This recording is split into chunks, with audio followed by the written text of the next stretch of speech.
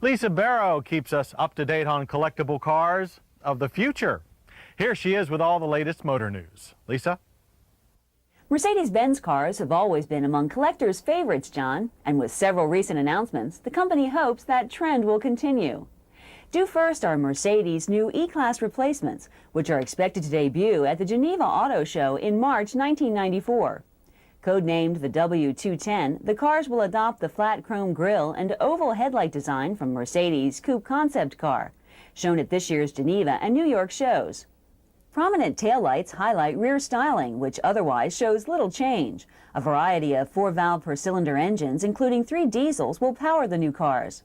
The E-Class wheelbase is expected to grow about 1.5 inches from the current 110.2 inches, helping to increase passenger room. But Mercedes claims that weight will not increase. Next is a real departure for Mercedes-Benz, a minivan, the company's first.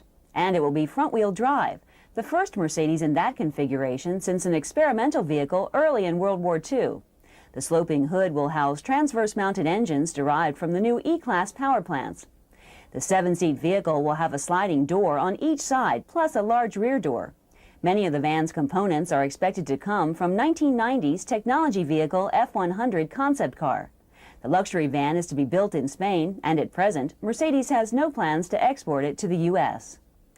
But there's even more news from Mercedes-Benz, and it signals a major change in how the company views its passenger car business. Last month, Mercedes announced that it will invest $300 million in a U.S. assembly plant, where the company will produce its first sport utility vehicle for the U.S. market.